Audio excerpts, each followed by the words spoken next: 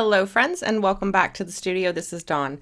Today's video we're going to be focusing on layering stencils. I'm going to share with you a fun way to stretch those pre-designed stencils. So layering stencils are very popular right now. You layer them on top of each other to create an all-over multicolor pattern. But if you do a little selective inking, you can stretch these stencils and create your own patterns. So this is the Autumn Delight stencil. This is from Honeybee Stamps. It has 6 different stencils that you line up over top of each other, and it will create this beautiful all over floral pattern. And for the first card, that's exactly what we're going to do. Use it as intended. We're just going to apply ink through every opening.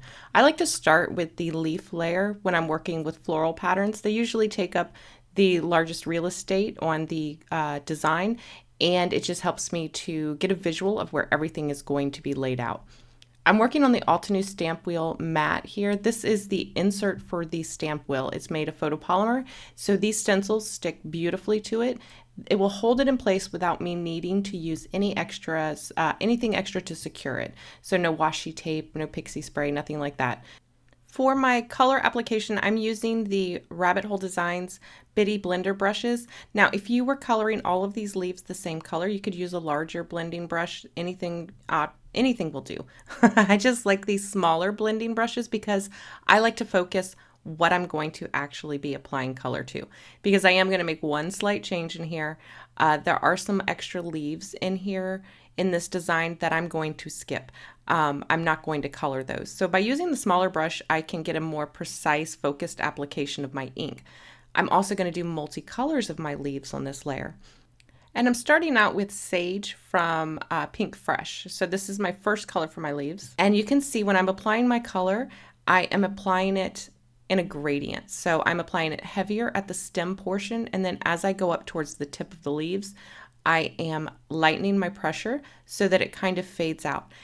Now right here, this leaf, if I did not want to include it in the pattern, I could simply take a piece of washi tape and cover it, but I am going to add this particular leaf into the pattern, so I'm going to just go ahead and continue blending. Now the gradient blending is completely optional, and if you like a more solid full-on color, then go ahead and fill all of yours in very solidly. I just love the very soft look that coloring these with a little variation in the pressure, so you get a variation in the depth of color. I just think it adds a lot to the overall pattern. And here is a cameo from my cat Aster. She jumps up here I think 4 times during this video. I will cut out the rest, but this ink blending motion was driving her nuts and she could not resist jumping up to attack me. Okay, I've moved on to the other sets of leaves here, and for these ones I'm using the bay leaf from Pink Fresh Studio, and then I'm going to add a little bit of that sage, whatever's left on the brush, to the tips of these leaves. Now this is going to give me a beautiful blend of colors. So it's going to be that limey green on one end, and then I'm going to have a little bit of that sage, so more of that bluey green on the tips, and where it meets, it's going to make a kind of apple green. So this is one of the tricks that I'm almost always do when I'm blending on stencils. I will combine colors. Okay, and then once we're done with that layer, I'm going to remove it, and then we'll put the second layer in place. And the order in which you do these doesn't really matter too much. You can pick whichever you're most comfortable with. Like I said, I like to start with the leaves and then build my way up to the florals, berries, whatever else may be in this pattern. I'm going to repeat the exact same steps for each layer of my stencil. I'm going to do a gradation of color, so I'm going to go heavier at the base of the object, fade out into a lighter application of that color at the end, and anywhere I need to, I'll match the colors as best I can. It doesn't matter, you don't have to be perfect. In fact, that little variation of color is actually very interesting. All right, so I've sped this up quite a bit to save you guys the agony of watching me ink blend. Watching somebody ink blend is probably about as interesting as watching paint dry. But here, sped up, it's kind of mesmerizing, isn't it? So for the stems, I've used a little distress ink in frayed burlap, and then we're going to lay down one of the floral layers. For this, I'm going to do a mix of, I believe I used a mix of the Sunkissed and the Limoncello, both from Pink Fresh. I am really enjoying these inks, you guys. I think I have found my new replacement. I'm a huge fan of the linen ink pads over the sponge ink pads or the foam ones. So I really, really like these, and I love the color palettes. I have a few of the ink cube packs. So on this particular, for these cards, I used the Chasing Sunsets cube pack, the Weeping Willow, and the Green Gables. So in each of those packs, there's 4 coordinating colors, and they're absolutely stunning colors. You can see here, this is the Fruit Punch, I believe. It's either the Mango Sorbet or the Fruit Punch. It's Mango Sorbet. I think it's Mango Sorbet. A little bit more of that limoncello for these berries. And then we will use, I do think I used Fruit Punch. I used Fruit Punch on the berries that are on the green stems. So we are on to one of the final layers. This is next to the last layer. I'm doing this particular petal the lightest because it is the petal in the front. So I want to keep it a little bit lighter than the petals that are behind it. And I'm also going to use a little bit of that Fruit Punch at just the base of these orangey yellow flowers, just to add a little bit of a brighter glow. And then of course the portions behind there, so the inside of the flower, I used a little bit darker shade there to make it a little more orange as well.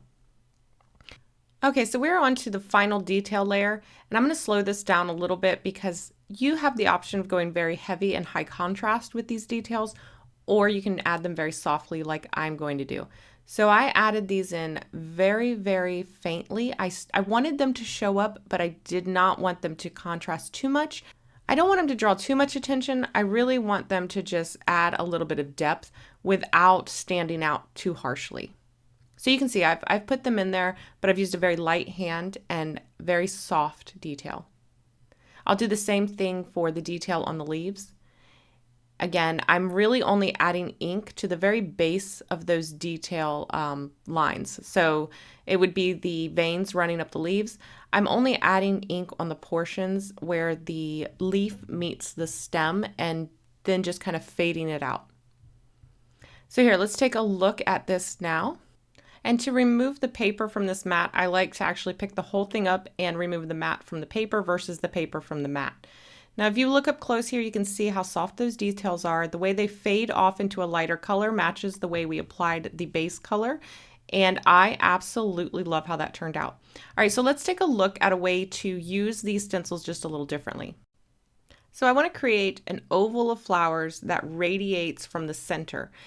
Now that means I'm going to have something to cover up where the stems start in the center there, where they may overlap or something of that manner. I just want to keep it clean, so I'll need something to set over that center, whether it be a circle, a rectangle, whatever. Here I've chosen the rectangle, one of the rectangles from the, what is this? The Decorative Star layering frames from Honeybee Stamps. I'm going to lightly trace the shape with my pencil. You want to do this very lightly because when you ink blend over the pencil, it will trap that graphite underneath the ink and you won't be able to erase it. So I'm going to do this very, very lightly. So this is for 2 reasons. One, it's going to give me my center point. So if I want my flowers to radiate from the center out to the edge, I want them to come far enough out that they're not covered by whatever I put here to hold my sentiment. There's no reason to ink blend flowers that won't be seen, right? So you want to make sure that you know where your boundaries are. And then also it's going to help me keep my circle balanced, or my, in this case, rectangle of flowers balanced. So I know exactly where my starting and ending point is for my sentiment, where my sentiment is eventually going to live. All right, so I'm going to stack all of my stencils on top, and I'm going to pick out a flower to stencil. So I'm going to be building my arrangement here freeform. So it helps to have all of the stencils together so that my pattern, I can see what the finished flower is going to look like. I like to put the leaf stencil on the very bottom, and this will be important here in a second. I'm going to pick out one of the flowers from this pattern here, which in this case is the largest flower.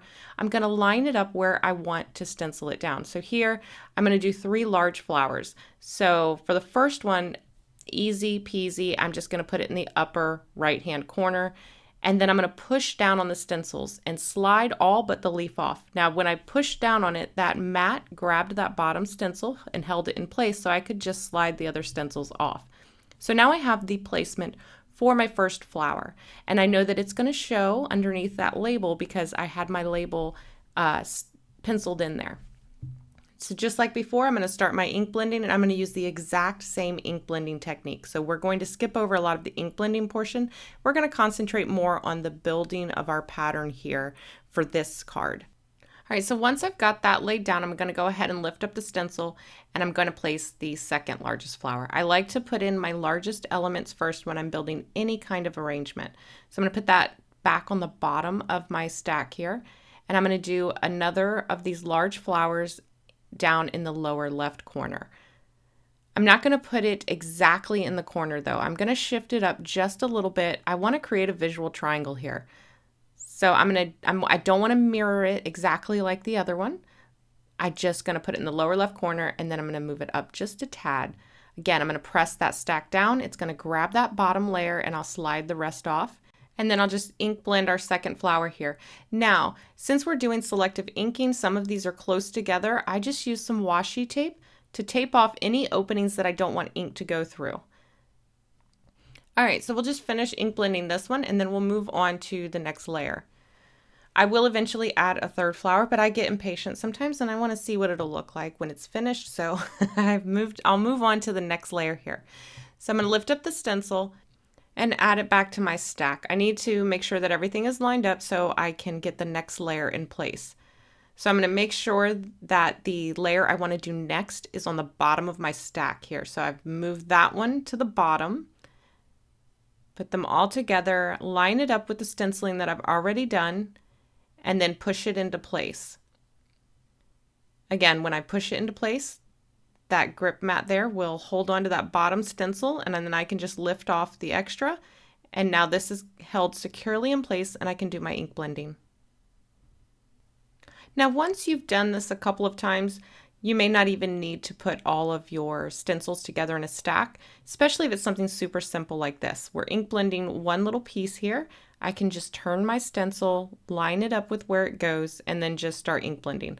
I don't have to worry about making sure that I have the entire motif down because it's, again, just this one little piece and it's very obvious where it goes. And this may take some practice, but once, like I said, once you've done it, you'll get in a flow, you'll get in a groove, and this will be much easier to do, and you'll find yourself coming up with all kinds of different patterns you could create. All right, so here we go. I'm building this on the fly. So I've decided here I need that third large flower. It's going to be in a visual triangle. That's just a no-fail method here. We're going to put our stencils together, put that leaf layer on the bottom. I'm going to line up where I want that flower to go. And again, I don't want to just go straight in the corner. I'm going to make more like a, what is this? An isosceles triangle? Is that what this would be? Y'all, I don't do math. I don't do math or geometry. So it's a triangle, but it's not a perfect right angle. A right triangle? A right angle? Again, math. Don't ask me, you guys. All right, all I know is visually it's balanced. All right, I'm going to go ahead in here and do my ink blending again. And now we've got our spots laid out for our largest flowers. We can go ahead and start building those out. Now again, these are going to be super simple. The next layer is going to be the petals for this large flower. All right, so again, I'm going to go through my stack.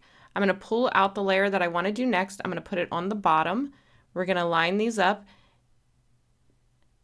And then I'm going to push that bottom stencil into place, and that mat will hold it, and then I can remove the rest of the layers. Now, if you need to make any slight adjustments, you can do that here. Really, you're using the rest of the stencils, the whole full motif, just to make sure that you've got A, the right flower, and B, it is going to fit on your paper. All right, so here we go. Push that into place, and then we'll just start blending.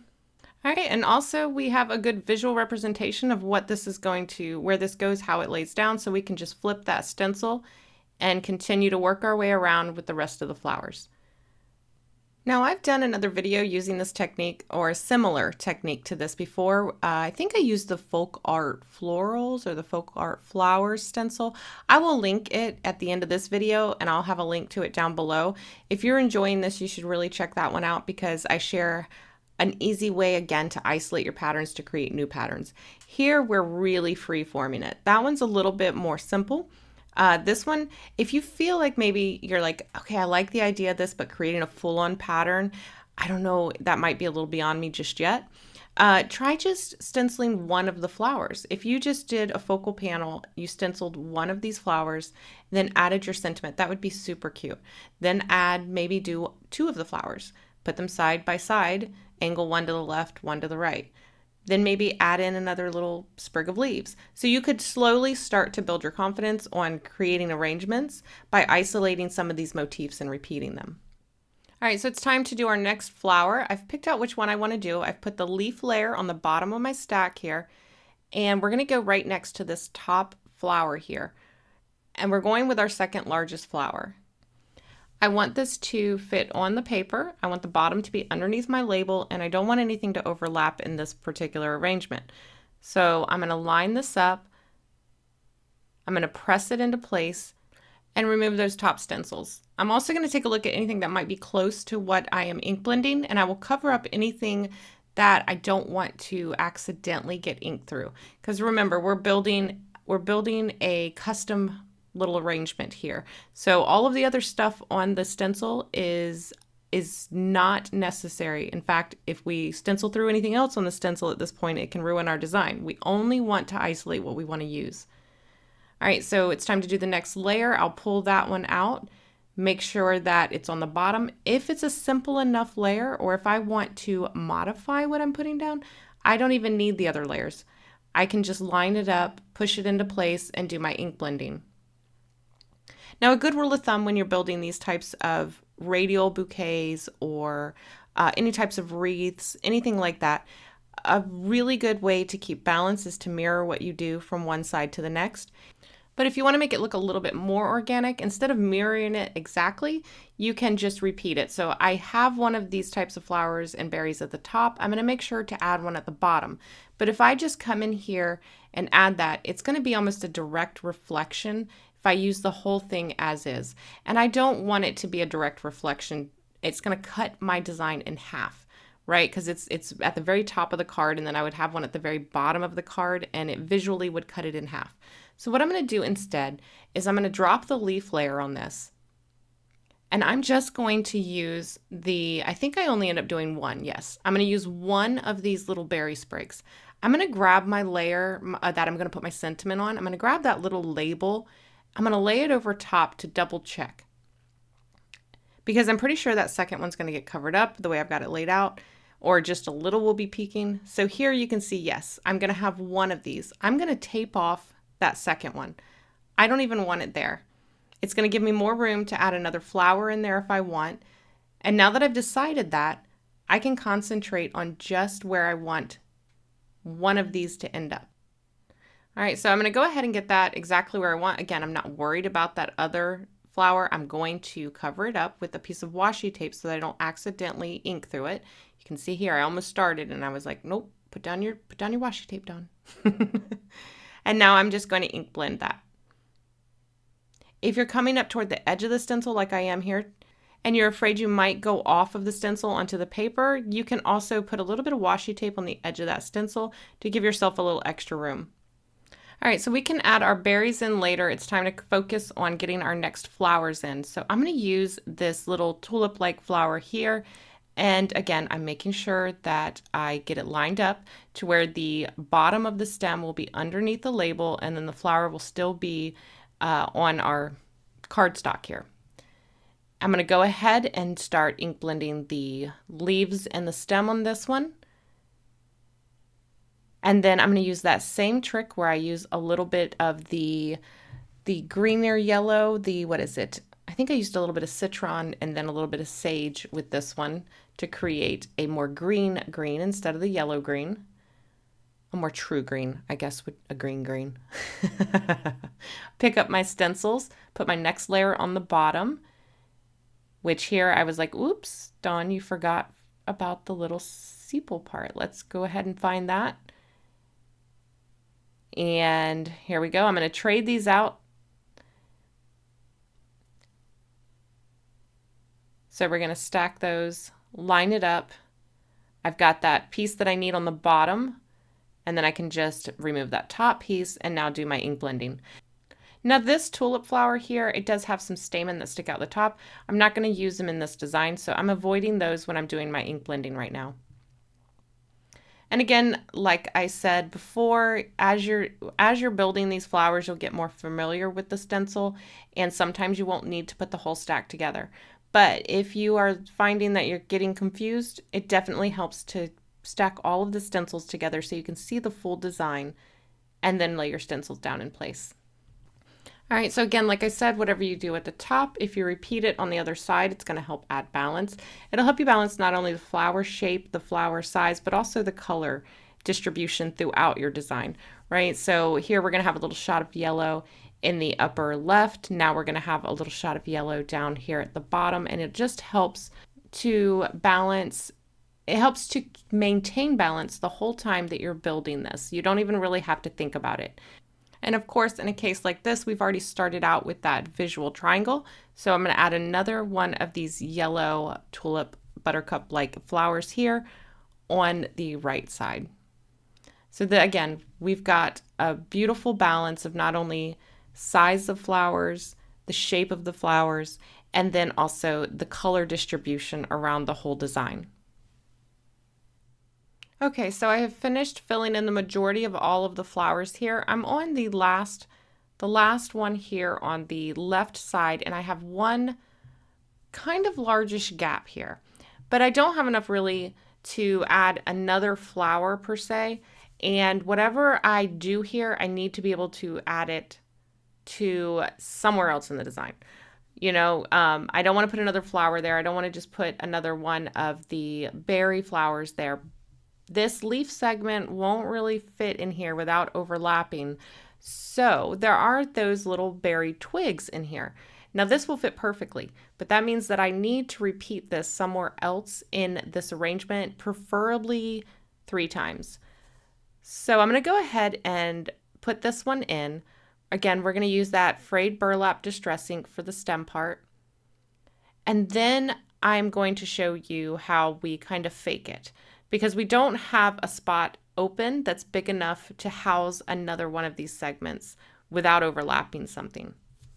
But in order to do that, I need the rest of the design finished. I need the berries added to all of the flowers there. I need the backs of the flowers added in, because I won't be able to fake it and add in one of these stems until I have everything else in the design finished. So once all of that is added in, I can take my label and lay it back down, and I can find out where I can squeeze that twig in.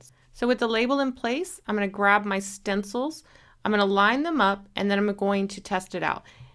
This will let me know exactly where I need that twig to go so that it's hidden. The bottom of it is hidden underneath the label, but it still clears the rest of the flowers. I'll make sure that the twig is on the bottom, then I'll press that into place, remove the other label, the other stencils, and now I can just stencil that in. Now for that last twig, I know I want to complete my visual triangle, so I need one over here on the right. I don't have room between any of the flowers to fit one in, so I'm going to mask off most of this twig, and I'm going to have it sticking out from behind my large flower here. That way I don't get my colors muddy, there's no overlapping, it'll just look like it's behind it. I'm going to take some washi tape, mask off any of the openings I don't want to ink through, and then just add a little bit of color here. Finally, I'll finish off all of it by adding in the berries to each of the twigs. And while I was at it, I went ahead and finished off adding in the details. And now let's take a look at the 2 different patterns that we created using the same stencil. And I think these turned out absolutely stunning. I absolutely adore this color palette. This is right up my alley. That sage color, so good. But we have 2 totally different designs here. So let's turn these into cards, all right? And we're only going to hit the high points of creating these cards since the focus really is on the stenciling technique. So here I've trimmed this down and adhered it to a cardstock base. We already have our label here. This is where we're going to stamp our sentiment. Because I already have this out, I'm just going to use this mat here as my stamp surface. I'm going to put my label here in the center, and for my sentiment, I'm going to be using the Heartfelt Hello set here. I'm going to use the With Heartfelt Thanks. And I'm going to ink that up with the Mango Sorbet. And we're going to stamp this right in the center. Now this Altenews stamp wheel mat here is going to give me enough cushion underneath that it's going to be a perfect stamping surface for just doing this sentiment real quick. I'll line it up using my grid mat underneath and stamp it down. Perfect. All right, so this will live here, but we've got a little bare spot here at the top and the bottom.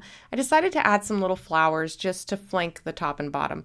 I've die cut these from one of the Market Cart add-on sets. I'll have everything linked in the description box below, so make sure you check there. I inked them up using the Mango Sorbet ink, and now they need some flowers. I had this, this is the Spring Vines layering frame out on my desk, and I noticed that there's this little wreath here of leaves right there. So I went ahead and die cut that from Sage cardstock, and I'm just going to trim out some of these leaves. So this is another great way to just use what you have. The leaves are small enough that they're going to complement these little flowers perfectly. I'm just going to take my detail scissors here, and I'm going to pick out some leaf segments to cut out. I'm going to carefully just snip them apart, trim it away from the circle, and then anywhere that I have a sharp edge, I'll just round that out using my scissors. So I'll clean up those edges. So you can see here, I'm just being careful, following along with the little curve. And again, anywhere that there's little bits sticking out, I just use my scissors here to clean up those edges. So you never know what you can repurpose and reuse for different things, so make sure that you check your stash or what's already laying on your desk in my case and use those to, I guess, little fill in the blanks. When you just need to add a little something to the card, you never know what'll work. Here again, we'll just clean up these little edges. All right, so I've cut a few of these segments, and then I will arrange these flowers to create some little clusters. Once I've got them exactly where I want them, I can just use a little liquid adhesive to adhere them in place. And then I will add some finishing touches, but we will review that at the end. For now, let's go ahead and take a look at the second card. Now I've trimmed that 5.5 square panel down to a 4 1/4 by 5.5 inch card, and I'm going to emboss the whole thing with this burlap 3D embossing embossing folder. And I went back and forth on whether or not to do this, you guys. And then at the end, I was just like, you know what? It's just paper. Let's try it. Let's see what happens. I'm going to spritz the back of this just to make it accept the impression a little bit easier so we don't get any cracking. I'm going to find the flat side of the folder. Spoiler alert, the flat side of the folder is very hard to find on this one, so I did end up doing it backwards, but that's okay. With burlap, it's kind of a very tight weave pattern, so it's not that big of a deal. So here we go. We're going to pull that out and look at how gorgeous that is. I love the texture and how this looks like printed burlap. It's beautiful. And here you can see the contrast between the one that's been run through the embossing folder and then the one that hasn't. I really like how this turned out. And I felt like that burlap texture gave it more of a soft vintage feel, so I decided to run with that. I pulled out that frayed burlap and we're going to just ink this up a little bit. I'm going to add a little bit of grunge to it. Not much, just a little.